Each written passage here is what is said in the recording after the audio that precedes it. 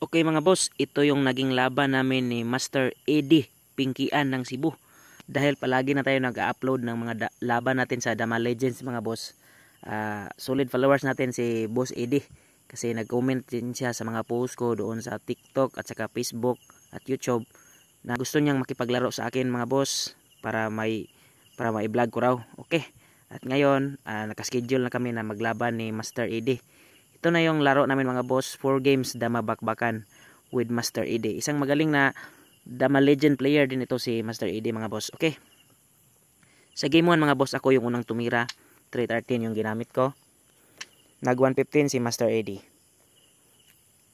7-3 ako, nag-real siya. Matik na yan, mag-real ta yan. Kahit sinong damador mga boss, mag-real talaga dyan. Nag 416 ako, 7-2 siya. Pakain ako mga boss, ganyan. Tapos, subo ako agad. Tapos, nag 5-1 siya. Nag 8-3. Nag 9-5, 5-1 ako. 11-7 siya, 12-8. Pag 8-3 niya, 9-5 ako. 3-13 siya, 11-6. Pag 5-4 niya, 2-15 lang ako.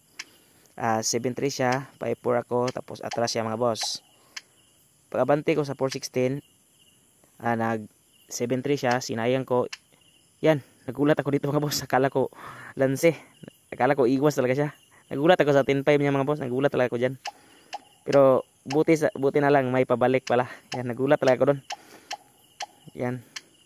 Akala ko dito mga boss, ako yung ma 1-on-1. Pero tabla. Dito mga boss, nag-draw na kasi kung mag 116 siya, sasayangin ko lang sa 313. Pag iwas niya, punta ako sa kita. So, draw yung game 1 mga boss. Game 2 naman mga boss, si Boss Eddie naman yung first move. Tumira siya ng 116. 314 lang ako mga boss. Nag 5-1 siya, 115. Pag 214 niya mga boss, 5-1 ako. Yan. Talo sana ako mga boss kung nag 6-2 siya. So yan yung linyada. Pero nag 9-5 si Boss Eddie. Nahirapan ako dito. Medyo na expected ko natira dito mga boss, 6-2. Pero nag 9-5 siya, napaisip ako konti. Sinayang ko na lang. Nag 313 siya, ganyan. Tapos sinayang ko sa 10-5. Nag 8-3 siya. Tapos 313 siya. Nag 8-3 ako mga boss, ganyan. Abante ako. Pag 11-7 niya, abante ulit ako. Pag 12-8 niya mga boss, ganyan. Medyo lumamang yung posisyon ko mga boss kasi nakareal ako. Medyo nakuha natin yung momentum mga boss. Pag 5-1 niya, 7-2 lang ako. Pag 116 niya mga boss, 5-1 lang. Diyan mga boss, nakpan ko lang sa 115. Medyo gumanda na yung posisyon ko. Ganyan. Dito mga boss, pinag-isipan ko talaga kung mag 15-15 ba ako or 9-5. Tagalan ako sa pagtira dito pero 9-5 yung pumasok sa isip ko. 9-5 muna. Tapos nag 313 siya. Tsaka ako nag 11-7. Tapos pag 8-3 niya mga boss, baka may tablahan sana kung pinakain niya mga boss. Nag 8-3 siya kaya pinasok ko. So wala naman siyang ibang timing. Pag iwas niya, dyan siya naipit. Parang maling tira yung 8-3 mga boss. Naipit siya mga boss oh. Or nagpasakay pa si Boss Eddie. Pag 5-4 ko medyo naipit na siya, wala na siyang matira. Yan. Kain ako dalawa. Pinakain niya mga boss. Okay, panalo tayo mga boss sa game 2. Nakachamba tayo sa game 2 mga boss. Game 3, bakbaka naman mga boss. Ako naman yung unang tumira, 313 yung ginamit ko. 313 din si Boss Eddie. Yan, nag 7-3 ako ulit. 8-3 naman siya. 214.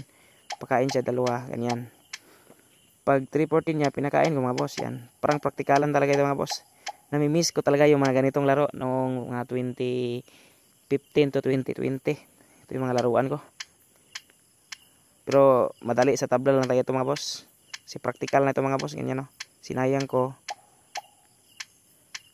Yan. Medyo lumamang sana ako dito mga boss. Ganyan no. Pinakain ko. Pero may tablahan pa rin pala. Yan. Pinabalik ko. So tabla yung naging game 3 mga boss. Game 4, bakbaka naman mga boss, last game. Okay. Pero ang mindset ko sa game 3 at game 4 mga boss, since nakauna na ako, tabla na lang talaga yung habol ko. Nag 313 si Boss Eddie. 313 rin ang gamit ko kasi madali lang yung tablahan dito. Kaya looking for draw na lang yung mindset ko dito kasi naka-score na tayo. Pag 8-3 niya, 7-3 lang ulit ako. Yan, pinakain ko dalawa. Yan, tapos 214.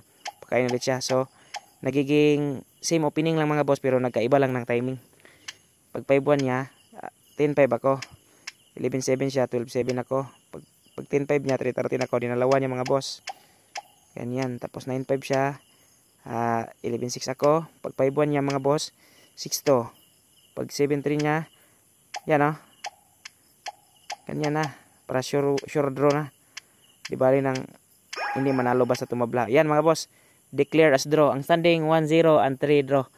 Nice game, Master Eddie Pinkian. Okay. Magaling po yan si Master Eddie mga boss. And yung mindset ko is play safe na lang ako. Looking for draw. Pero magaling talaga yan si Master Eddie. Nakachamba lang po tayo sa mga boss sa game to. Sobrang bilis po talaga tumira ni Master Eddie. Sabi niya parang tira-tira na lang daw siya. Di ko alam, baka nagpasakay lang siya or hindi niya ako sineryoso. Pero okay lang yun. At least nag-enjoy pa rin ako sa naging laban namin. Okay? Thank you, Master Eddie.